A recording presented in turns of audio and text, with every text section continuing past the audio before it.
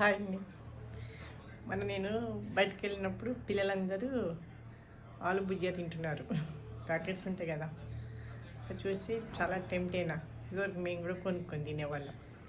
So కొనుక్కుందాం tempt అయినాను. కొనుక్కోవడం ఎందుకు, ఇంట్లో చేసుకుంటే అయిపోతుంది అని అనుకున్నాను.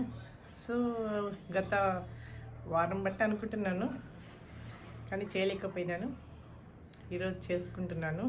నేను ఏ విధంగా ఆలు భుజియా చేసుకొని టేస్ట్ని, ఆలు భుజియాని ఏ విధంగా ఎంజాయ్ చేశాను మీ అందరికీ షేర్ చేద్దాం అనుకుంటున్నాను. మన ప్రాసెస్ చూద్దామా మరి. ఇవి ఆలుగడ్డలండి, బాయిల్ చేసి పెట్టుకున్నాను. మొత్తం అంటే 4 ఉన్నాయి. చాలా ఈ సైజే తీసుకున్నాను. ఇలా మెత్తగా ఉడకబెట్టుకుని చల్లారాక ఏం చేయాలంటే, నేను ఏ విధంగా దీన్ని మెత్తగా చేసుకున్నాను అంటే, ఒక బౌల్ తీసుకున్నాను, ఈ తురిమే తీసుకొని మొత్తం దీన్ని ఇట్లా చేసేసాను. ఇప్పుడు మనము చేతితో కూడా స్మాష్ చేయొచ్చు. కాకపోతే ఏంటంటే అవన్నీ మొత్తం ఉండలుంటే దాంట్లో మనకి చిన్న చిన్న హోల్స్ ఉంటాయి కదా, మనం పావులో పెట్టుకునేవి దిగవన్నమాట. మెత్తగా చేసేసుకోనండి.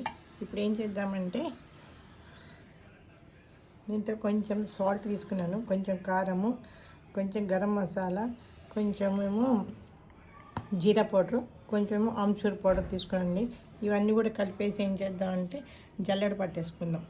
ఎందుకంటే దీంట్లో కూడా ఏం ఉండకుండా, చిన్న చిన్న ఉండలు కూడా ఏమి ఉండకూడదు. ఎందుకంటే వాటికి పెట్టుకునేది మనం చాలా సన్నట్టు ఉండాలి కదండి, దిగవు. అక్కడ ఉన్నది కూడా ఈ విధంగా వచ్చేస్తుంది. ఇది వేసుకున్నాక ఇప్పుడు ఏం చేయాలి అంటే, ఆల్రెడీ శనగపిండి జల్లించి పెట్టుకున్నానండి, దీనికి సరిపడా వేసుకుంటున్నాను.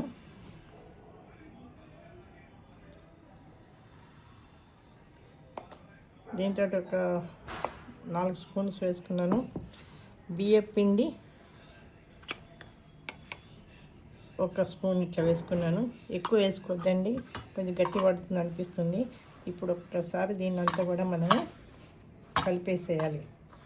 కొంచెం కాగబెట్టిన నూనె వేసుకుంటున్నాను. ఈ ఆలుగడ్డల తడి ఉంటుంది కదా, దాంతో ఇట్లా అయిపోయిందండి. కొంచెం శనగపిండి కూడా వేసుకోవడం జరిగింది. నేను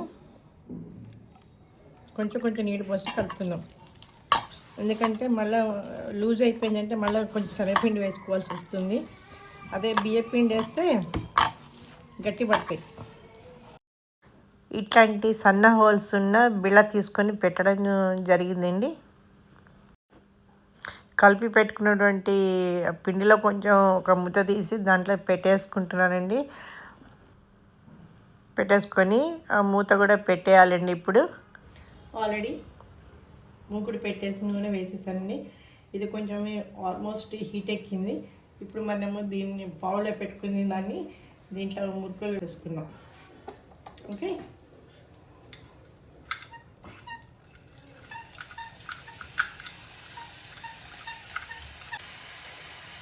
ఇప్పుడు తిప్పకూడదు. బబుల్స్ అని తగ్గిపోయినాక కనిపిద్దాం. టర్న్ చేసుకున్నామండి. ఇది మీడియం ఫ్లేమ్లోనే పెట్టాను. ఇట్లా మనం కొంచెం పిండి చేసుకుంటా అండి, హాయిగా 1 వీక్ 10 డేస్కి అయిపోతాయి. మళ్ళీ ఇంకొక ఐటెం చేసుకోవచ్చు. నేనైతే అట్టే చేస్తాను, ఎక్కువ క్వాంటిటీ చేయ నేను. కేజీలు గోల్డెన్ కలర్ వచ్చేసినాయి. ఇప్పుడు వీటిని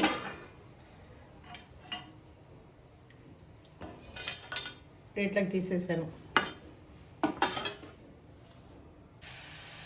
ఇంకోటి కూడా వేసేసుకున్నాండి.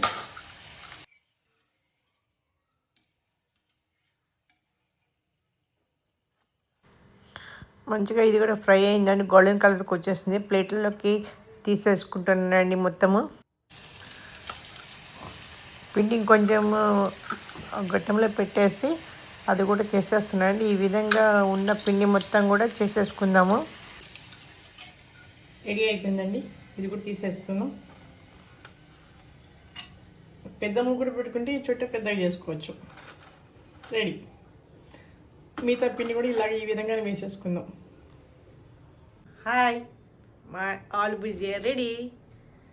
ఇప్పుడు ఏం చేస్తానంటే వీటిని చూపిస్తా.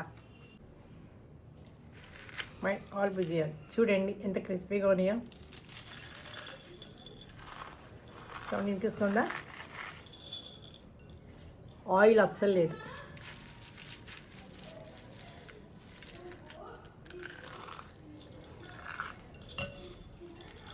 ఈ విధంగా అన్నీ కూడా మనం ఇట్లా సన్నగా ముక్కలు చేసేసుకుందామండి. ఇంత కూడా ఆయిల్ లేదు. అంటే పిండి కలుపుకోవడం విధానం చాలా బాగుంది. బాగా పలచగా అయితే నూనె ఎక్కువ పీల్చేస్తుంది. ఇదిగోండి ఈ విధంగా అన్నీ చిన్న ముక్కలు చేసుకున్న భుజియాని ఇందాక మనం పిండిలో కలుపుకున్నాం కదా, అదే మాలన్నమాట. కొంచెము జీరా పౌడర్, కొంచెం గరం మసాలా పౌడర్, కొంచెం ఆమ్చూరు, ఉప్పు, కారం కలిపినటువంటి అనేది పైన ఒక్కసారి కొంచెం వీటిని వేసేసి ఇట్లా మొత్తం సౌండ్ వస్తుందండి. నేను టేస్ట్ చేసేస్తున్నాను. బా, ఆమ్చూరి టేస్ట్, ఆ మసాలా టేస్ట్ ఎక్సలెంట్ ఉందండి. సో ఆలస్యం ఎందుకు, మీరు కూడా ట్రై చేయండి ఇంట్లో. వావ్.